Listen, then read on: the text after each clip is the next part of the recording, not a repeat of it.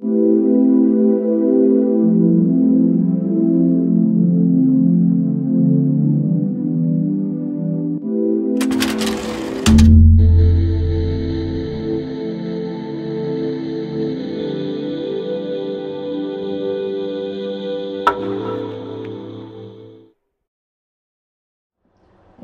yo soy la doctora Julieta Bermúdez, soy R3, le dije R2, perdón.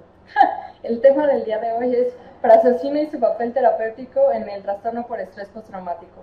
El contenido de esta presentación, vamos a definir el trastorno por estrés postraumático, veremos un poco de epidemiología, reseña histórica, cuadro clínico, luego veremos el papel del sistema noradrenérgico, un poco de sueño normal, alteraciones en el sueño en TEP, tratamientos, acerca de prazosina y la presentación del artículo. Bien, el trastorno por estrés postraumático, de acuerdo a los criterios del DSM-5, no sé qué pasó. Ya, muy bien. De acuerdo a los criterios del DSM-5, el criterio A es la exposición al evento, ya sea la experiencia directa, la presencia directa o tener conocimiento por terceros, pero que la muerte sea violenta, o la exposición laboral. El criterio B, la experimentación, que incluye 5 síntomas y se requiere 1 para el diagnóstico. Evitación, que incluye 2 síntomas y se requiere 1 para el diagnóstico. Alteraciones cognitivas efectivas, que es el criterio D, que se requiere 2 para el diagnóstico y tiene 7 ítems. El criterio E, que es hiperactivación, que tiene 6 ítems y se requieren 2 o más. Por último, la duración, que requiere un mínimo de un mes de los síntomas y que causa una disfunción significativa en el paciente. Ahora, en epidemiología, pues tenemos que en México lo reportado de la prevalencia de TEP a lo largo de la vida es variable entre el estudio, ¿no? Va desde 0.3 a 1.5, en promedio 2.1%, que es el más, con más pacientes. Esto es sorprendente porque en México el 68% de la población ha experimentado un evento traumático, ¿no? 68%, de los cuales el más frecuente es el asalto con un arma, con un 24%, y en segundo lugar, la muerte violenta de un ser querido, con un 22%. Los países con prevalencias más altas son Irlanda del Norte, que es casi 4%, y Estados Unidos con un 7%. Ahora, el género femenino se ha reportado en todos los estudios de prevalencia que aumenta el riesgo de desarrollar estrés postraumático ante un evento traumático, 4.8 en el odds ratio. Entonces, vamos a ver una pequeña reseña histórica. Los primeros reportes que se hicieron de algo parecido al trastorno de estrés postraumático como lo conocemos ahora fue después de la Guerra Civil, más o menos 1861 y el 65, que se reportó el corazón de soldado. La queja era que tenían palpitaciones pues inexplicables, ¿no? Y generalmente se correlacionaba con fatiga crónica y consumo de sustancias. Después, por la Guerra Civil. Después, Charcot empezó a definir la histeria traumática, primero en pacientes mujeres, pero adquirió relevancia cuando lo vio también en hombres, ¿no? En pacientes que tenían contracturas o tenían zonas de anestesia después de haber experimentado algún trauma. Estos trabajos se complementaron con Babinski, ¿no? Los dos neurólogos, y ellos también vieron esta clase de alteraciones, sobre todo de síntomas sensitivos, y lo relacionaron con el trauma. Después Freud hizo la relación con el trauma en pacientes con abuso sexual, ¿no? Que decía puede pasar un abuso sexual y pueden pasar años y luego presenta manifestaciones de histeria, ¿no? Y también fue el primero que relacionó o que describió las pesadillas, ¿no? Como un indicador de trauma, que decía pueden tener recuerdos vívidos aunque no quieran, y él, bueno, le decía que eran unas compulsiones para mitigar la ansiedad y la culpa por el abuso, pero después, en 1900, pasó a describirse como neurastenia de guerra. Esto se describió diferente, o sea, seguían los mismos datos como del corazón de soldado, pero aparte se agregó un déficit nervioso y empezaron a describir mucho más las alteraciones sensitivas y motoras, porque los pacientes también tenían temblores, ¿no? Por ejemplo. Y lo relacionaron también similar a lo que presentaban unos trabajadores en las vías férreas, que había habido un accidente grande de tren y tenían las mismas manifestaciones, ¿no? Pero lo que más lo veían eran soldados. Después se le llamó shell shock, ¿no? Después de la Primera Guerra Mundial, ya le empezaron a dar un significado, ¿no? Porque, digamos, para explicar la fisiopatología ya pasó no solo del trauma, sino ahora pensaron en cosas físicas que pueden causar los síntomas. Entonces ellos decían, los soldados están con las explosiones, están muy cerca, entonces el cerebro se comprime y se descomprime rápidamente y eso es lo que causa las alteraciones. Y empezaron a notar cosas psicológicas, ¿no? Como relacionado que los soldados que habían estado en una experiencia en donde tuvieron miedo de morir o vieron a soldados morirse, eran los que más tenían shell shock. Pero aún ahí se caracterizaba como deficiencia de voluntad, ¿no? O sea, la creencia general era que los soldados eran débiles y por eso presentaban este tipo de alteraciones. Después, de la Segunda Guerra Mundial, el número de afectados subió a 3%, eso es casi medio millón de soldados, ¿no? Entonces empezó a tomar atención esto y también empezaron en ese momento a llamarle fatiga de guerra. Era tanta la tensión y tanta, digamos, el ímpetu de los demás de que esto era un problema, ¿no? Porque esos veteranos no trabajaban, no hacían nada. Entonces, el DSM-1 lo incluyó como reacción de estrés gruesa, ¿no? O gross o fuerte, pero lo clasificó como un trastorno de personalidad transitorio. Entonces, de nuevo, era presentar esto es un signo de debilidad y si presentas algún trauma, generalmente guerra, debe durar poco. Si dura más es porque la persona está mal, ¿no? Por eso lo clasificaron en los trastornos de personalidad, ¿no?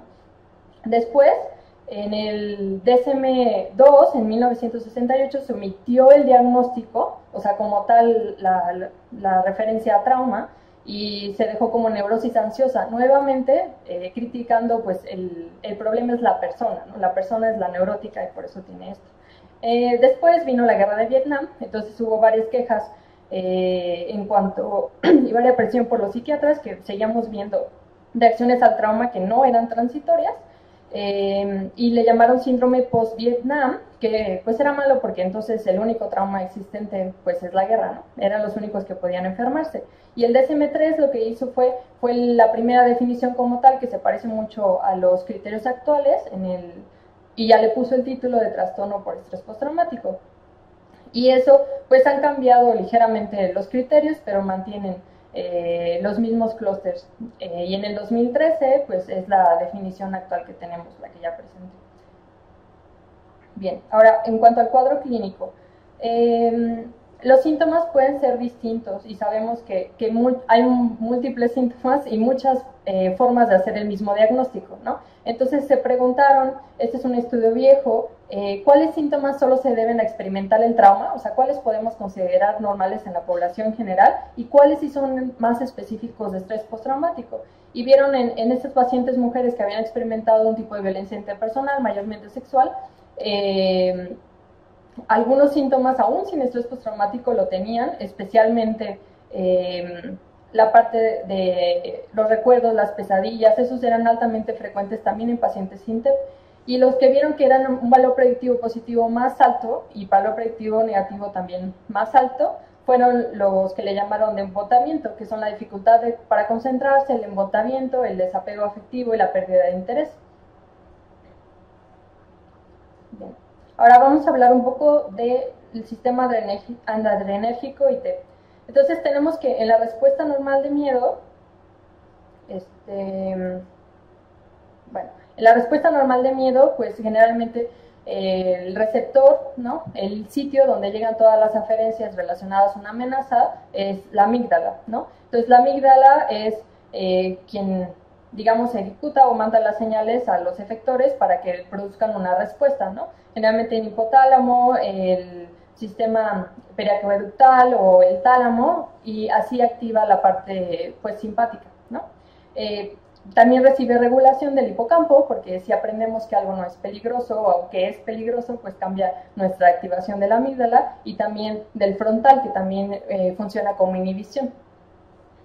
Ahora, ¿cuál es la evidencia en pacientes con TEP del sistema noradrenérgico? Si se acuerdan, pues las palpitaciones fue el primer indicio de que la noradrenalina tenía que ver. Entonces lo empezaron a estudiar en un metaanálisis con más de casi 2.000 pacientes. En pacientes con TEP vieron un incremento significativo con respecto a los controles de su tensión arterial y de su frecuencia cardíaca. También cuando medían noradrenalina en orina de 24 horas era mayor con respecto a los controles. También en plasma encontraron mayores niveles basales de noradrenalina en respuesta a recordatorios, o sea, a militares les daban un recordatorio del trauma y tenían mayores niveles que los mismos pacientes que los controles, que les daban un estímulo aversivo también.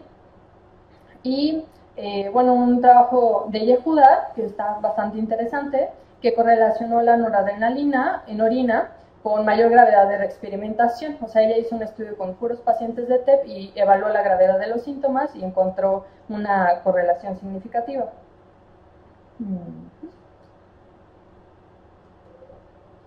Ahora, más estudios en personas sometidas a estrés crónico, también niveles de mayores de noradrenalina urinario con más alteraciones del sueño, ya hablando de cómo se relaciona la noradrenalina con el sueño.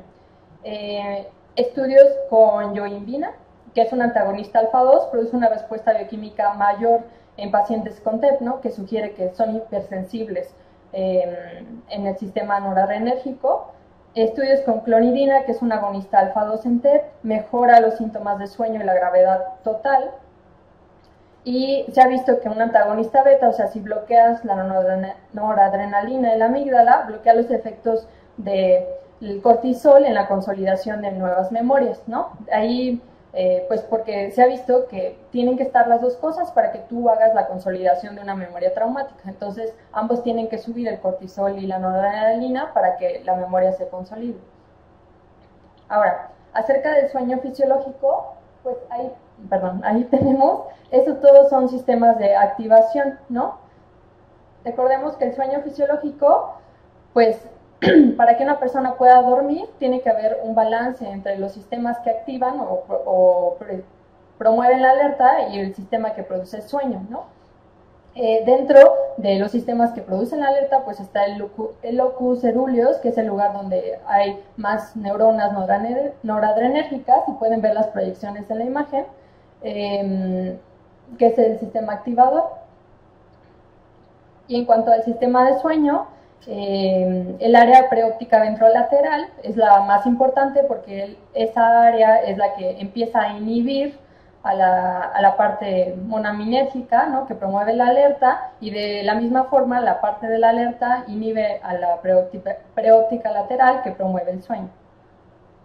Ahora, entonces la transición, hay también otra influencia, es que la transición entre el sueño MOR y no MOR se modula al inactivarse las neuronas monaminérgicas. Entonces tiene que inhibirse por completo el sistema noradrenérgico para que puedas hacer la transición a no MOR. Bien, en el TEP, ¿qué se ha descrito de alteraciones en el sueño? Bueno, en una revisión sistemática se observó que las alteraciones que los pacientes con TEP reportaban más es que dormían menos tiempo, que no descansaban o la menor eficiencia del sueño, se despertaban mucho por la noche y tenían insomnio inicial. Las mediciones en polisomno han reportado que tienen más latencia del sueño REM y en duración total también tienen disminución del sueño REM o MOR. Y también se ha observado algo en cuanto a trastornos específicos del sueño, que lo voy a decir como con más detalle ahorita. Entonces, las pesadillas, que pues es un criterio para hacer el diagnóstico, es de lo más prevalente en TEP. En población general, el 50% de nosotros tiene alguna pesadilla ocasional, menos del 1% tiene una a la semana o más. En el TEP, la prevalencia es del 50 al 90% de los pacientes. Se han identificado de dos tipos: la simbólica, que por ejemplo sería alguien que presenta una sesión, soñar que está en un zoológico y lo están viendo, por ejemplo, o sea, el simbolismo, y la replicativa, que es la memoria vívida de lo sucedido, o sea, realista. En TEP se ha visto que las ensoñaciones, a diferencia de un estado normal que ocurre el 80% en sueño REM, en TEP se ha visto que no se producen en esa fase del sueño y se producen en sueño no MOR, ¿no? Eso significa, como es, pues el sueño es diferente, ¿no? En el sueño REM hay completa inhibición del movimiento, ¿no? Entonces, como se produce en el sueño no REM, tienen mayor disrupción del sueño y tienen más movimiento corporal durante las pesadillas. Ahora, estos autores se preguntaron acerca de, bueno, ¿cuál es la comorbilidad con otros trastornos en TEP? Del 79 al 88% tienen alguna comorbilidad con otro diagnóstico psiquiátrico en eje 1. De esos, el 60% tiene comorbilidad con trastorno depresivo, 44% con trastorno de pánico. ¿Por qué es importante? Porque muchos de estos padecimientos, trastornos de ansiedad o de depresión, tienen como criterio diagnóstico incluso alteraciones en el sueño, clínicamente lo vemos, ¿no? Se comparó entonces la frecuencia de alteraciones en el sueño de acuerdo al diagnóstico y lo que observaron fue que por TEP solo, ¿no?, la frecuencia de pesadillas era del 71% y el insomnio era del 80%. Por ejemplo, con el trastorno de pánico, la frecuencia de pesadillas, o sea, si era comórbido, era del 96%. Y tenerlo, ser comorbilidad con trastorno de pánico, aumenta 9 veces tu posibilidad de tener pesadillas, ¿no? Y el 100% presentaba insomnio. A diferencia, pues como ya les había comentado, que una menor prevalencia en TEP, ¿no? Si se fijan, los demás diagnósticos también aumentan el riesgo, la frecuencia de estos síntomas, pero menos que el trastorno de pánico, por eso lo señalo. Ahora, ¿qué otros trastornos del sueño? Recuerdan que les comenté que vamos a hablar de específicos del sueño. Bueno, se han hecho varios estudios en pacientes con TEP y la prevalencia es mucho mayor. Por ejemplo, la apnea obstructiva del sueño, que tiene una prevalencia en la población general del 5% aproximadamente, en TEP se ha reportado del 20 al 70%. Incluso hay uno de los estudios que 90% de los pacientes con TEP tenían apnea obstructiva del sueño. Síndrome de piernas inquietas también se ha reportado, población general de 4 a 10%, y en pacientes con TEP hasta un 33% de los pacientes presentan el síndrome. Se ha reportado también el trastorno por comportamiento del sueño MOR. El porcentaje es variable, ¿no? Porque solo hay un estudio en pacientes con RBD, ¿no? El 56% de esos pacientes tenían TEP, entonces falta hacerlo como en la población general de TEP. Y parálisis del sueño también mucho más prevalente, y esto estuvo interesante porque comparan parálisis del sueño en depresión y la incidencia era mucho menor, como de un 10%, y en pacientes con TEP subía a un 30%. Ahora, todos estos síndromes, pues, ¿qué hacen? Bajan la calidad del sueño. Entonces, no solo las pesadillas, no solo tener insomnio, en los pacientes con TEP causa la baja en calidad del sueño, y esto es muy importante. Ahora, ¿cuál es el impacto de las alteraciones del sueño? ¿Por qué es importante estudiarlo? Bueno, porque se ha relacionado con conducta suicida. En un estudio con militares con antecedente de conductas de suicidio, ellos agarraron una muestra grande de militares y vieron que el 40% tenía depresión, por ejemplo, el 20% tenía TEP y 20% trastorno por consumo de sustancias y angustia 13%, ¿no? Lo que observaron, estudiaron, todos estos militares tenían antecedente de conducta suicida de cualquier tipo. El insomnio fue el único que podía predecir ideación suicida al mes de la evaluación. Y la correlación entre TEP y abuso de alcohol predicen intento. Comparado, o sea, ni siquiera la depresión pudo predecir que iban a tener ideación suicida, o los intentos, salió más significativo la comorbilidad entre TEP y abuso de alcohol para un intento en la siguiente evaluación. Con otras comorbilidades, pues hay una mayor probabilidad de abuso de alcohol si hay alteraciones en el sueño en pacientes también con TEP. El insomnio pretrauma, que este es un estudio que hicieron con militares que apenas iban a ir a la guerra, entonces los estudiaron basalmente, ¿no? Fueron a la guerra, regresaron y solo el insomnio antes de salir, ¿no?, a la guerra fue predictor para desarrollar TEP, TDM y trastorno de pánico. Y también fue un predictor si no tenías insomnio y luego ibas a la guerra y en los primeros 3 meses desarrollabas insomnio, aumentaba y era predictor de que desarrollaras o tuvieras estrés postraumático al año del servicio.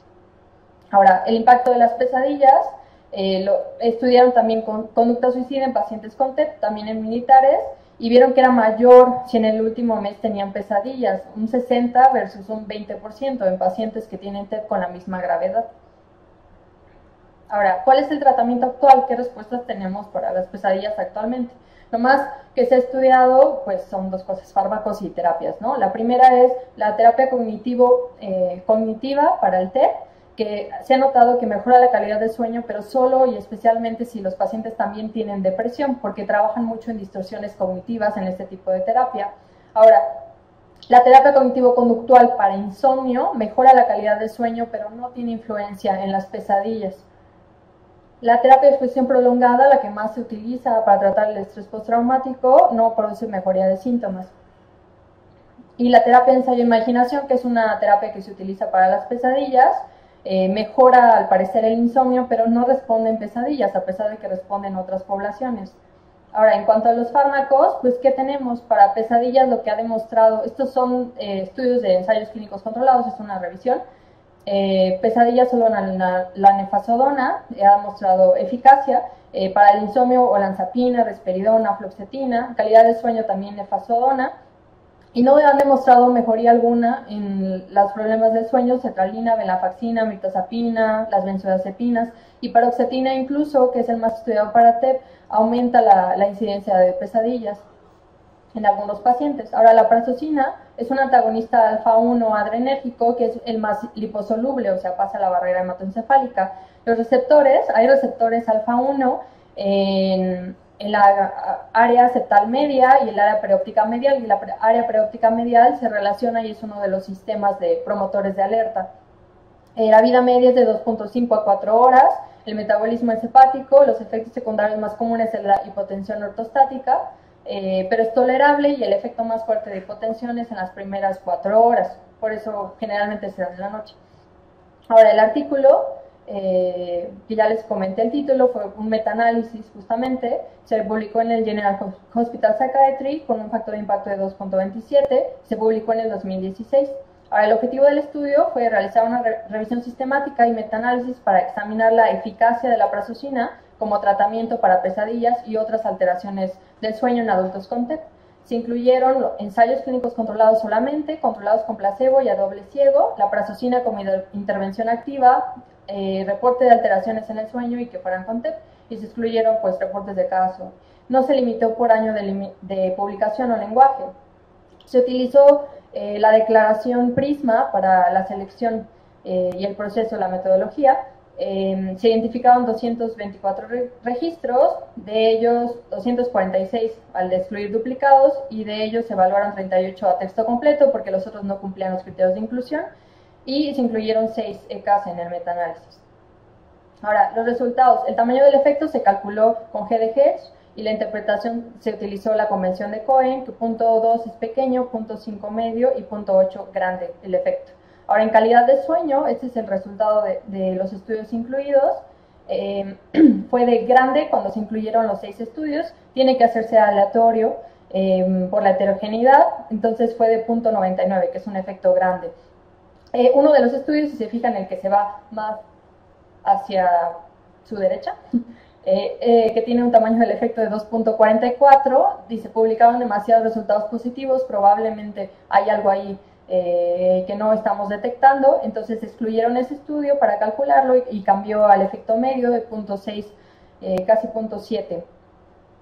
Ahora, en cuanto a las pesadillas, el efecto fue grande, incluyendo todos los estudios, con 0.8, y cuando se excluyó este estudio, fue de medio de 0.6. Ahora, en cuanto a la gravedad total de trastorno de estrés postraumático, o sea, resultados por la escala de PSL5, que mide síntomas de estrés postraumático y es autoaplicable. También se utilizó CAPS, que es la entrevista estructurada. En la gravedad total, o sea, el puntaje total, el efecto fue grande para la prazosina, de 0.7, y cambió a pequeño, casi medio, cuando se excluyó el último estudio. Ahora, para empezar la discusión, tengo que incluir algo que salió recientemente porque es necesario. En febrero del 2018, o sea, febrero, salió este ensayo, que es un ensayo clínico controlado en veteranos. Es multicéntrico, se hizo en 12 centros de atención a veteranos, incluyeron grupos de 152 veteranos en prazosin, 152 veteranos con placebo, se evaluó en la semana 10 y en la semana 26, se evaluó pesadillas según la entrevista de CAPS, se utilizó el índice de calidad de sueño de Pittsburgh y la escala de impresión global, clínica global, para evaluar pues mejoría, ¿no? Entonces aquí se observó que los cambios, esto es para pesadillas, ¿no? Tanto en las 10 semanas como en las 26 semanas fueron iguales entre prazosin y placebo. Y los cambios en la calidad de sueño, según la escala de Pittsburgh, también fueron similares en prazosin y placebo, o sea, no hubo una diferencia significativa. Ahora, pues, ¿qué tenemos de panorama? Pues por un lado tenemos un metaanálisis en donde muestra un efecto moderado a grande a favor de la prazosina, en total son 240 participantes, pero por otro lado, además de una cohorte prospectiva de 3 años que se hizo en el 2010, que incluyó a 324 veteranos con estrés postraumático, en donde ellos dijeron vamos a seguir este número de veteranos, en su consulta habitual les recetaron quetiapina o prazosina, y observaron que la quetiapina prazosina en la evaluación de 6 meses, de 6 meses era igual, o sea, los dos mejoraban en sueño y en pesadillas, pero la efectividad, porque este es naturalístico, bueno, la efectividad a los 3 años fue mayor para la prazosina que con respecto a la quetiapina, o sea, la quetiapina dejó de funcionarles y tenía más tasas de abandono que la prazosina, y esta cohorte fue como lo que inició que cambiaran las recomendaciones de tratamiento en veteranos y lo pusieran como una recomendación de la prazosina, y ya después el metaanálisis y demás. Y por el otro lado tenemos este ensayo clínico aleatorizado que no tiene diferencia con placebo y que es un total de 264 participantes, ¿no?, de ambos grupos. Ok, entonces está difícil porque en nivel de evidencia ambos pueden considerarse en un grado alto en un nivel alto de evidencia, ¿no? Es el primer lugar, los metaanálisis de alta calidad, ¿no?, y los ensayos clínicos aleatorizados con muy poco riesgo de sesgo, ¿no?, están en el mismo nivel. Bueno, ¿cómo se explica esta diferencia? Primero hablemos de las limitaciones del metaanálisis, ¿no?, que limitaron el número de pacientes. ¿Por qué? Porque es bajo. La mitad de los estudios se realizó por el mismo grupo, que por cierto es el mismo grupo que realizó el ensayo clínico controlado después. La heterogeneidad de las medidas, o sea, midieron de forma diferente el insomnio, las pesadillas en cada uno de los estudios, que se hizo en mayoría veteranos y de género masculino. Entonces vamos a hacer ¿qué otras diferencias hay o más finas en los estudios? Bueno, primero hablamos de la población. La población, si se fijan, en la mayoría de los estudios son veteranos o militares, ¿no? Esto es importante porque los veteranos no se comportan igual que otros pacientes con TEP, porque tienen un riesgo suicida mayor que otros pacientes. La cronicidad es mucho más frecuente. También ha habido ensayos con otros medicamentos que en veteranos no ha demostrado diferencia significativa con respecto a placebo, como un ensayo con un antipsicótico de depósito, que fue igual que darle oral, incluso tuvo más hospitalizaciones por recaídas, otro ensayo con sertralina para tratamiento de estrés postraumático que salió negativo igual a placebo, a pesar de que pues está probado y es lo que más vemos, y ha habido metaanálisis que prueban su eficacia, ¿no? Entonces los veteranos son una población distinta. La gravedad es muy importante porque en todos los estudios hicieron diferentes cortes de gravedad, ¿no? Se recomienda más o menos un punto de corte de 40 a 45, entonces si se fijan, la mitad de los estudios, no, 2 estudios tienen ese punto de corte de 40, pero el resto tiene un puntaje promedio de mayor de 60, de 50 a 80, incluso 80, que es el último. El último... el ensayo clínico controlado eligió el puntaje de 80, que en gravedad arriba de 48, 45, es gravedad extrema, o sea, son los pacientes más graves con estrés postraumático. Otra diferencia, pues la duración del estrés postraumático. Todos es una duración, a excepción de una que hizo el mismo grupo en el 2013, que tienen una duración de 1 a 8 años de estrés postraumático, la mayoría tiene más de 10 años.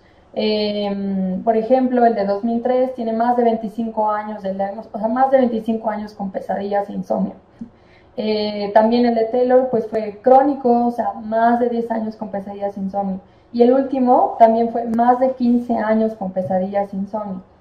La duración del ensayo pues también varía entre todos los estudios, el más corto fue de 7 semanas, el más largo de 26. La dosis fue más o menos similar, pero incluso aquí hay diferencias. Por ejemplo, el de Taylor, que fue el único que incluyó a mujeres, incluyó una población civil, la dosis fue de 2 a 6 miligramos, o sea, como que parece que ocupan menos. Y en cambio, en veteranos va de 9 hasta 20 miligramos al día. Ahora, la exclusión, como les comenté, pues otros trastornos psiquiátricos se asocian a pesadillas, otros trastornos psiquiátricos se asocian a insomnio. En la mayoría se hizo una exclusión, pero solo por abuso de sustancias, ¿no? Solo por abuso de alcohol y nada más, o conducta suicida actual.